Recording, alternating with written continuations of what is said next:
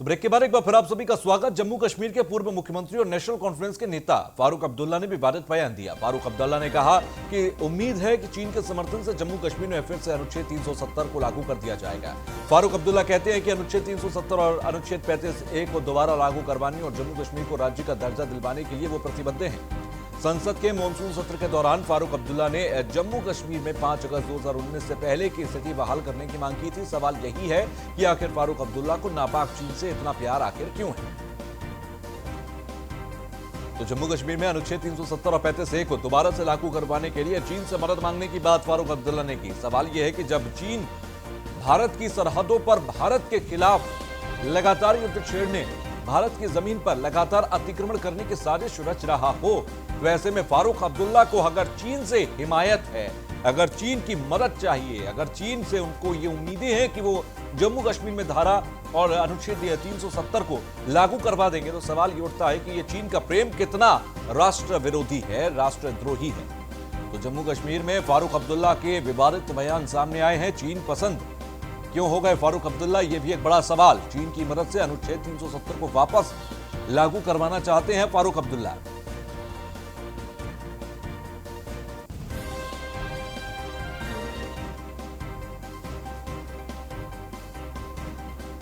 तो चीन की मदद से अनुच्छेद 370 की बहाली चाहते हैं फारूक अब्दुल्ला। चीन की मदद चाहते हैं, ऐसे में 370 को लेकर उन्होंने बयान दिया। 370 ये जो बयान है वो हम आपको पढ़कर सुनाते हैं। हमें उम्मीद है कि चीन के समर्थन से जम्मू कश्मीर में फिर से अनुच्छेद 370 को लागू किया जाएगा। अनुच्छेद 370 और अनुच्छेद 35A को दोबारा लागू करवाने और जम्मू कश्मीर को राज्य का दर्जा दिलवाने के लिए प्रतिबद्ध हूं। ये फारूक अब्दुल्ला का बयान है, जिसमें उन्होंने चीन की बात की है।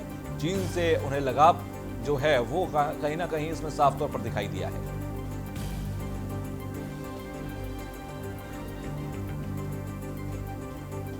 पॉलिटिकल एडिटर संजय सिंह हमारे साथ जुड़ गए हैं फोन लाइन पर। संजय जी, फारूक अब्दुल्ला का ये बयान की धारा 370 अनुच्छेद 370 को वो दोबारा से चाहते हैं, ये तो लाजमी है कि चलिए ठीक है, उनकी हमेशा से ये मांग रही, लेकिन इस बार चीन से उनको मदद की उम्मीद आखिर क्यों है? एक्चुअली इन लोगों का जो फारूक अब्दुल्ला और इनके जैसे जितने भी नेता हैं जम्मू कश्मीर के, चाहे वो अलगाववादी नेता हों या ये लोग जो अपने आप को अलगाववादी तो नहीं कहते, लेकिन इनकी भावनाएं अंदर से कहीं ना कहीं अलगाववादी रही हैं और इनकी दुकानदारी चूंकि बंद हो गई है। धारा 370 हटने के बाद से इन सबकी जो दुकानदारी चल रही थी, सालों साल से, दशकों से चल रही थी, इन्होंने अकूत धन संपदा बनाया। जम्मू कश्मीर के लोगों का तो फायदा नहीं हुआ, लेकिन इनका जरूर फायदा हुआ। तो इससे क्या है, जो बेचैनी इनके अंदर है, जो इनका जो एक इनकम का जो स्रोत हुआ करता था, 370 के बहाने जो कैश पैसा जो फंडिंग होती थी इन लोगों को, भारत सरकार से भी और बाहर से भी, ये बंद हो जाने की वजह से ये बौखलाहट में इनका बयान है और इनके बयान का कोई मतलब नहीं है। अब धारा 370 फिर दोबारा वापस लगने वाला नहीं है, ये ख्याली पुलाव है। ये चीन से लगाव आखिर क्यों अचानक से फारूक अब्दुल्ला का आ गया? क्योंकि पाकिस्तान के मदद की उम्मीदें और पाकिस्तान के लिए प्रेम तो समय समय पर दिखता था, लेकिन इस बार चीन का जिक्र आखिर क्यों हुआ?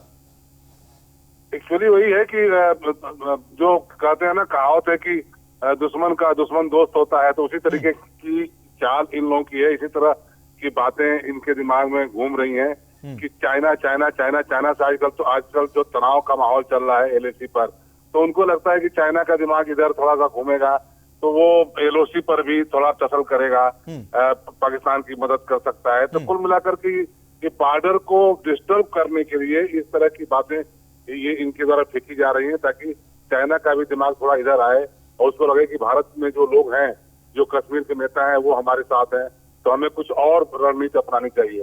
उस रणनीति के मद्देनजर बार बार चाइना का नाम ले रहे हैं, लेकिन इनको नहीं पता है कि चाइना में जो मुसलमानों की स्थिति है वो कहीं भी छिपी नहीं है।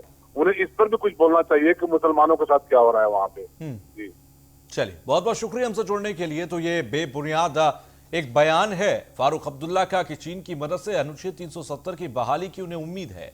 जम्मू कश्मीर में फारूक अब्दुल्ला ने यह बयान दिया।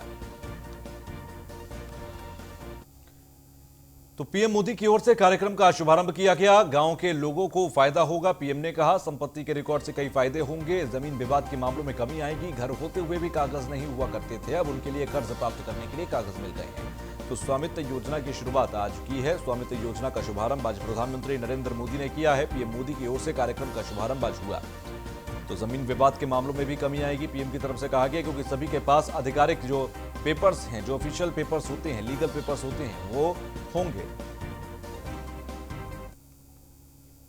ये जो अभी मेरी बातचीत हुई है, उससे अंदाजा लगाना कि स्वामित्व योजना ने देश के गरीब के हाथों में कितनी बड़ी ताकत सौंपी है, बहुत आसानी से लगा सकते हो। आज जिन 1 लाख लोगों को अपने घरों का स्वामित्व पत्र या प्रॉपर्टी कार्ड मिला है, जिन्होंने अपना कार्ड डाउनलोड किया है, ऐसे इन 1 लाख परिवारों को मैं आज बहुत बहुत बधाई देता हूं। आज जब आप परिवार के साथ बैठोगे, शाम को जब खाना खाते होंगे, तो मुझे पता है कि पहले कभी इतनी खुशी नहीं हुई होगी जितनी आज आपको होगी। आप अपने बच्चों को गर्व से बता सकोगे कि देखिए, अब हम विश्वास से कह सकते हैं कि ये आपकी प्रॉपर्टी है, आपको ये विरासत में मिलेगी। हमारे पूर्वजों ने जो दिया था, कागज नहीं थे, आज कागज मिलने से हमारी ताकत बढ़ गई है। तो आज की शाम आपके लिए बहुत खुशियों की शाम है, नए नए सपने बुनने की शाम है, नए नए सपने के विषय में बच्चों को साथ लेकर के बातचीत करने का अवसर है। और इसलिए आज आपको जो अधिकार मिला है, मेरी बहुत बधाई है आपको। ये अधिकार एक प्रकार से कानूनी दस्तावेज है। आपका घर आप ही का ही है, आपके घर में आप ही रहेंगे, आपके घर का क्या उपयोग करना, इसका निर्णय आप ही करेंगे। न सरकार उसको कुछ दखल कर सकती है, न अड़ोस पड़ोस के लोग कर सकते हैं। ये योजना हमारे देश के गांवों में ऐतिहासिक परिवर्तन लाने वाली है और हम सभी इसके साक्षी बन रहे हैं।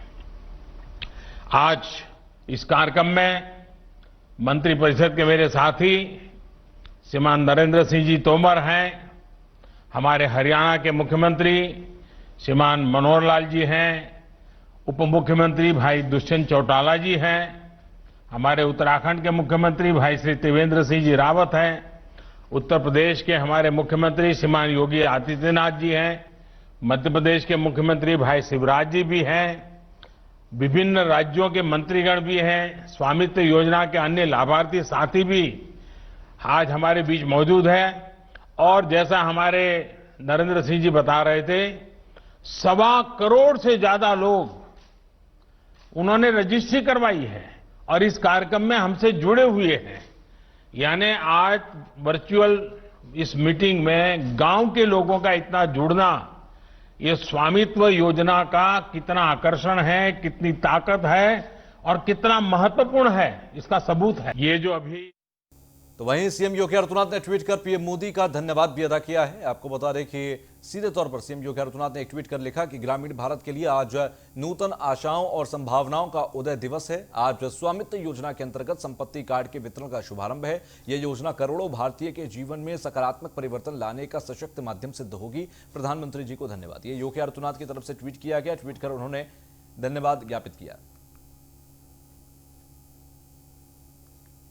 उन्होंने एक और ट्वीट किया, उसमें लिखा कि प्रधानमंत्री मोदी द्वारा आज संपत्ति कार्ड के वितरण कार्य का शुभारंभ होने के उपरांत ग्रामीणों जन अब भू संपत्ति को वित्तीय संपत्ति के रूप में उपयोग करने के अधिकारी होंगे। ग्रामीण भारत के लिए युगांतकारी संभावनाओं का आरंभ है। तीसरे ट्वीट में उन्होंने लिखा कि स्वामित्व योजना के अंतर्गत ग्रामवासियों को आवासीय संपत्ति का डिजिटल प्रॉपर्टी कार्ड प्राप्त होने से उन्हें बैंक लोन और अनेक वित्तीय सुविधाओं का लाभ प्राप्त हो सकेगा। ग्रामीण भारत के उन्नयन की दिशा में यह ऐतिहासिक कदम है। प्रधानमंत्री जी को कोटिशाह धन्यवाद। खबर अब लखनऊ से, जहां पर यूपी में युवाओं को रोजगार देने में जुटी है योगी सरकार। उत्तर प्रदेश राज्य सड़क परिवहन निगम में खाली पदों पर भर्ती करेगी योगी सरकार। सीएम योगी के आदेश के बाद निगम प्रशासन ने खाली पदों का ब्यौरा तैयार किया है। इस निगम में का, गा और घा वर्ग के करीब 21,700 पदों पर भर्ती की तैयारी है। निगम ने भर्ती शुरू करने का प्रस्ताव शासन को भेज दिया है।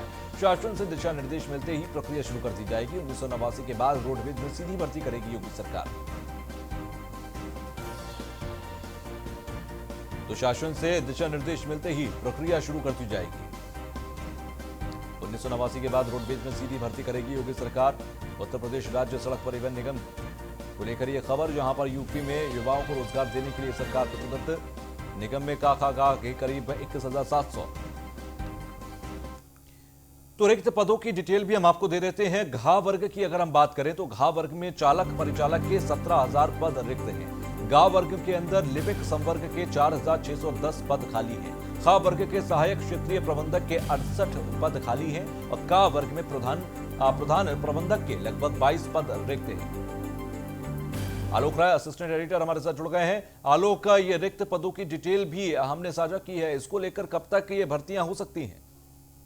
देखिए, जो है मुख्यमंत्री योगी आदित्यनाथ ने जो है स्पष्ट निर्देश जारी किए थे पिछले दिनों की सभी विभाग, उत्तर प्रदेश में जो भी विभाग हैं उनके विभागाध्यक्षों को निर्देश जारी किया गया था मुख्यमंत्री की तरफ से कि अपने अपने विभागों में रिक्त पदों का ब्यौरा तत्काल जो है शासन को उपलब्ध कराएं, जिससे कि जो है भर्तियों की कार्रवाई जो है उसकी प्रक्रिया जो है जल्दी पूरी की जा सके, क्योंकि बेरोजगारी निश्चित रूप से एक बड़ी समस्या है और मुख्यमंत्री खुद यह बात समझते हैं, इसीलिए वो लगातार निर्देश दे रहे हैं ताकि युवाओं को जो है नौकरी मिले, उनको रोजगार उपलब्ध कराया जाए। सरकार की ये एक बड़ी कोशिश है और इसी क्रम में जो है परिवहन निगम ने भी जो है 21,700 पदों पर भर्ती की तैयारी शुरू की है। इसका प्रस्ताव जल्द से जल्द शासन को भेजा जाएगा और शासन इस पर जितनी जल्दी हो दिशा निर्देश देगा ताकि ये प्रक्रिया शुरू की जाए। और सबसे बड़ी बात यह है कि ये 1989 यानी 1989 के बाद पहली बार उत्तर प्रदेश परिवहन निगम में सीधी भर्ती होने जा रही है। यानी अभी तक सीधी भर्ती इतने सालों में नहीं हुई। संविदा पर ज्यादातर चालक परिचालक और स्टाफ को भर्ती किया जाता रहा, लेकिन अब ये सीधी भर्ती की जाएगी और 21,700 पद हैं क ख ग घ समूह में और ये बड़ी संख्या है। जाहिर सी बात, इतने लोगों को रोजगार जब मिलेगा तो निश्चित रूप से एक बड़ा कार्य होगा सरकार की तरफ से और युवाओं को भी एक बड़ी जो सपना होता है युवाओं का कि उन्हें सरकारी नौकरी हासिल हो, तो निश्चित रूप से उनके लिए भी एक बड़ा अवसर होगा। इसके साथ साथ तमाम अन्य विभाग भी जो है अपने अपने विभागों का ब्यौरा भेज रहे हैं शासन को और शासन की तरफ से लगातार जो है भर्ती प्रक्रिया को लेकर निर्देश जारी किए जा रहे हैं। तो कुल मिलाकर सरकार की जो है जो कार्य योजना है, जो निर्देश सरकार की तरफ से मुख्यमंत्री की तरफ से दिए गए हैं उस पर लगातार अमल हो रहा है और निश्चित रूप से युवाओं की अगर बात करें उत्तर प्रदेश में जो सरकारी नौकरी हासिल करने की इच्छा रखते हैं उनके लिए एक बेहतर जो है अवसर के रूप में इसे देखा जा रहा है। जी ठीक है, चलिए बहुत बहुत शुक्रिया हमसे जुड़ लिए। तो ब्रेक के बाद एक बार फिर आप सभी का स्वागत। मुजफ्फरनगर में अवैध तमंचा फैक्ट्री का भांडाफोड़। बंद भट्टे में चल रही थी अवैध तमंचा फैक्ट्री से 2 आरोपियों को पुलिस ने गिरफ्तार किया। 13 तमंचे, 28 कारतूस और भारी मात्रा में उपकरण बरामद हुए। ऑन डिमांड हथियार बनाते थे दोनों आरोपी 4 से 5,000 रुपए में देते थे एक हथियार। सिविल लाइन थाना पुलिस को सफलता मिली है। इसमें 13 तमंचे, 28 कारतूस और भारी मात्रा में उपकरण बरामद हुए। अवगत हैं कि जनपद मुजफ्फरनगर में एसएसपी महोदय के नेतृत्व में निर्देशन में अपराधियों के विरुद्ध या वांछित हो, टॉप 10 हो, अवैध शस्त्र निर्माण हो या अवैध शराब के निर्माणों के विरुद्ध कार्रवाई प्रचलित है। इसी परिप्रेक्ष्य में आज मुख्य सूचना मिली थी एसएचओ सिविल लाइन साहब को कि बजेड़ी फाटक के बाद कुछ लोग अवैध शस्त्र का निर्माण कर रहे हैं। एचएसओ साहब ने श्री बच्चन सिंह अत्री जो प्रभारी इस समय आपके द्वारा टीम का गठन किया गया और टीम को मौके भेजा। संवाददाता सचिन जौहरी हमारे साथ जुड़ गए हैं। सचिन, एक बंद भट्टे के अंदर अवैध तमंचा फैक्ट्री चल रही थी, पुलिस के हाथ क्या क्या लगा है यहाँ पर? देखिए, आपको बता दूं, बड़ी सफलता है सिविल लाइन पुलिस को मिली है। यहाँ से एक बंद भट्टे में जो तमंचा फैक्ट्री चल रही थी वहां से लगभग 10 तमंचे जो बने हुए हैं और भारी मात्रा में अर्ध बने तमंचों की नाल और जो उपकरण है तमंचे बनाने में जो इस्तेमाल होते हैं, भारी मात्रा में सामान बरामद है। 2 असलाह तस्कर भी पुलिस के हत्थे चढ़े हैं। पुलिस उनसे जांच करने में जुटी हुई है कि कहां ये सप्लाई करते थे और अन्य कौन कौन इनके साथ जुड़े हुए थे। ठीक है, बहुत बहुत शुक्रिया हमसे जुड़ने के लिए। खबर गाजियाबाद से, जहां पर सोशल मीडिया पर फैलाई गई लड़की के अपहरण की झूठी खबर। पुलिस संबंधित ट्विटर हैंडल के खिलाफ करेगी मामला दर्ज। कर्नाटक के वीडियो को गाजियाबाद का बताकर अफवाह फैलाई गई थी। तो सोशल मीडिया पर फैलाई गई लड़की के अपहरण की झूठी खबर, पुलिस संबंधित ट्विटर हैंडल के खिलाफ मामला दर्ज करेगी। आपको बता दें कि कर्नाटक के वीडियो को गाजियाबाद का बताया गया और इसे गलत तरीके से प्रेजेंट कर अफवाह फैलाने की कोशिश की गई। गाजियाबाद के अंदर माहौल बिगाड़ने की कोशिश की गई। तो सोशल मीडिया पर लड़की के अपहरण की झूठी खबर फैलाई गई थी। पुलिस संबंधित ट्विटर हैंडल के खिलाफ मामला दर्ज करेगी। तो कर्नाटक के वीडियो को गाजियाबाद का बताकर यह अफवाह फैलाई गई थी। गाजियाबाद का मामला, सोशल मीडिया पर लड़की के अपहरण की झूठी खबर फैलाई गई।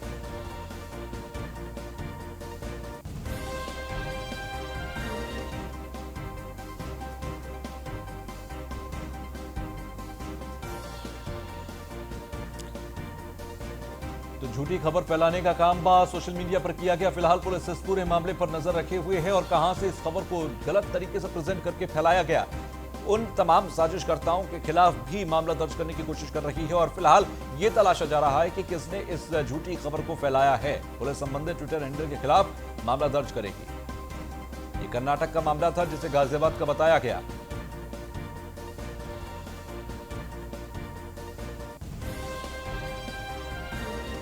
सोशल मीडिया पर फैलाई गई लड़की के अपहरण की झूठी खबर, पुलिस संबंधित ट्विटर हैंडल के खिलाफ मामला दर्ज करेगी।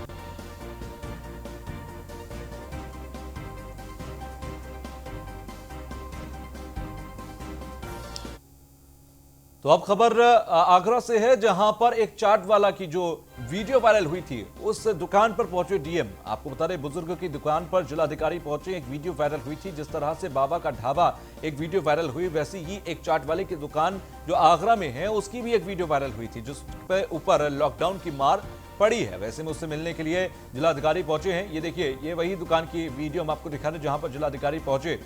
कांजी बड़ा नहीं बिकने पर वीडियो वायरल हुआ। इसकी एक वीडियो सोशल मीडिया पर वायरल हुई थी। कमलानगर थाना क्षेत्र के अंदर बुजुर्ग की दुकान है। डीएम प्रभु नारायण सिंह मिलने के लिए पहुंचे उस दुकान वाले से।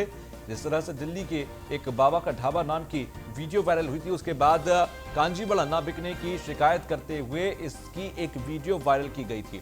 मयंक त्यागी हमारे संवाददाता हमारे साथ जुड़ गए हैं। मयंक, आप फिलहाल किस तरीके की राहत इस दुकान वाले को मिली है, बुजुर्ग को मिली है? जी, मैं आपको बता दूं कि जिलाधिकारी आगरा को एक सोशल वीडियो मिला जिसमें एक बुजुर्ग जो काजी बड़े की ठेल लगाता था, जिसकी लगातार कोई बिक्री नहीं हो पा रही थी, उसको लेकर के इस वीडियो को सोशल मीडिया पर एक लड़की के माध्यम से वीडियो पोस्ट किया गया। जिसके बाद संज्ञान लेते हुए जिलाधिकारी आगरा स्वयं मौके पर पहुंचे और 500 रुपए लेकर पूरी काजी बड़े खरीदे। उसके बाद जो कमलानगर थाना इंचार्ज थे उनको निर्देश दिए, जहां आर्थिक सहायता को लेकर तमाम उनको सुविधाएं प्रोवाइड कराने की बात कही गई। मयंक, लेकिन जिस तरीके से, क्योंकि आप रिसेंटली अगर देखिए, दिल्ली के बाबा का ढाबा नाम की एक वीडियो चली थी जिसमें बाबा का ढाबा दिखाया गया था और उसमें तमाम तरीके से, क्योंकि पहले बिक नहीं रहा था सामान और अब ज्यादा बनाना पड़ता है क्योंकि ग्राहक ज्यादा पहुंचने लगे हैं। क्या इसी तरीके से आगरा में इस दुकान पर भी कुछ अंतर दिखाई दिया, ग्राहकों का आना शुरू हुआ? जी, मैं आपको बता दूं, जिलाधिकारी आगरा के पहुंचने के बाद तुरंत ही वहां पे देखा जाए तो उन्होंने जैसे ही वहां पे अपना दौरा किया, निरीक्षण किया और तो उसके बाद वहां पे जो लगातार वीडियो सोशल मीडिया पर वहां अखबारों की सुर्खियां बन गया पूरा मामला। और लगातार देखा जाए तो काजी बेड़े की खेल को लगातार वहां के आसपास के और दूर दूर दराज से लोग वहां पहुंच रहे हैं, खरीदारी कर रहे हैं। बाबा के जिस तरीके से दिल्ली का बाबा का ढाबा है, उसी तरीके से बाबा का काजी बेड़े का नाम यहाँ पे प्रसिद्ध होता जा रहा है। चलिए, बहुत बहुत शुक्रिया हमसे जुड़ने के लिए। खबरों में आगे बढ़ते हैं। कुशीनगर के अंदर निर्माण कार्य को लेकर भ्रष्टाचार का मामला सामने आया है। दरअसल डूडा विभाग के जेई ने एससीपी योजना के तहत निर्माण कार्य तो नहीं कराया, लेकिन सरकार की तरफ से उसका भुगतान करवा लिया। साथ ही नगर पालिका परिषद पडरौना की तरफ से कराए गए काम का भी भुगतान करवा लिया गया, लेकिन काम अभी तक पूरा नहीं हुआ। जब इन सभी मामलों में हमारे संवाददाता घोटालेबाज जेई से अपना पक्ष रखने के लिए कहते नजर आए तो उल्टा हमारे संवाददाता को ही धमकाने लगे और खबर नहीं चलाने की बात कही।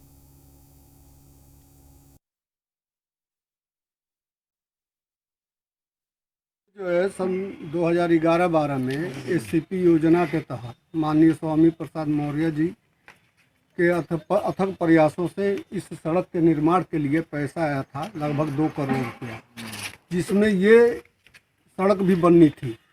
अब इसमें जो है कि सड़क का निर्माण न हो करके जेई और ठेकेदार द्वारा मिली भगत से इस पर 6 लाख। उत्तर प्रदेश में जब से मुख्यमंत्री योगी आदित्यनाथ की सरकार बनी है तब से लगातार भ्रष्टाचारियों पर कार्रवाई होती नजर आ रही है। लेकिन हम बात करेंगे कुशीनगर जनपद के नगर पालिका परिषद पडरौना के एक जेई द्वारा विगत 8 वर्ष पूर्व करोड़ों रुपए का बिना काम के भुगतान करा लिया गया है। उस मामले में लगातार शिकायतकर्ताओं द्वारा कार्रवाई की मांग की गई है, लेकिन जिले के आला अधिकारी से लगाए संबंधित विभाग तक अब तक उस मामले में कोई कार्रवाई नहीं किया है। वहीं इस मामले में डूडा विभाग से अधिकारी से जब कैमरे पे बोलने की बात की जा रही है तो कैमरे से बोलने से भी कतराते नजर आ रहे हैं। अब देखना यह होगा कि क्या आगे जिला प्रशासन या उत्तर प्रदेश की योगी सरकार ऐसे मामलों में ऐसे अधिकारियों पे क्या कार्रवाई करती है। न्यूज़ 1 इंडिया से उमर अंसारी, कुशीनगर। अब खबर अयोध्या से है, जहां पर युवक के अपहरण के मामले में ग्राम प्रधान के खिलाफ पुलिस ने कार्रवाई दर्ज कराई है। आपको बता दें कि 2 दिन पहले सेना भर्ती की तैयारी में दौड़ के लिए जाते समय युवक का अपहरण कर लिया गया था। इस मामले में ग्राम प्रधान समेत 5 लोगों को आरोपी बनाया गया। इस समय 5 आरोपी फरार चल रहे हैं, 5 के 5 फरार हैं। युवक का भी अभी तक कुछ पता नहीं लगा। आपको बता दें कि ग्राम प्रधान पर पहले भी कई मुकदमे मामले में दर्ज हो चुके हैं। फिलहाल पुलिस आरोपियों की तलाश कर रही है। ये पूरा मामला हैदरगंज थाना क्षेत्र का है। साथ ही साथ पुलिस और प्रशासन की संयुक्त टीम द्वारा आज कार्रवाई करते हुए खलियान की जमीन पर अभियुक्त ग्राम प्रधान द्वारा जो अवैध निर्माण कराया गया था उसे जमींदोज कर दिया गया है।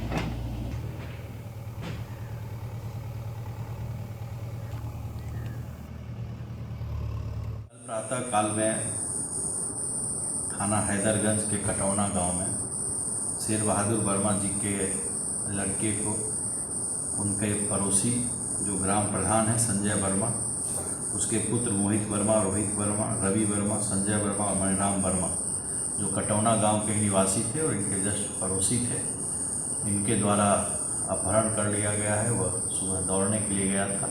इनका एक ज़मीन को लेकर विवाद इनमें चल रहा था और उसको इनके बेटे को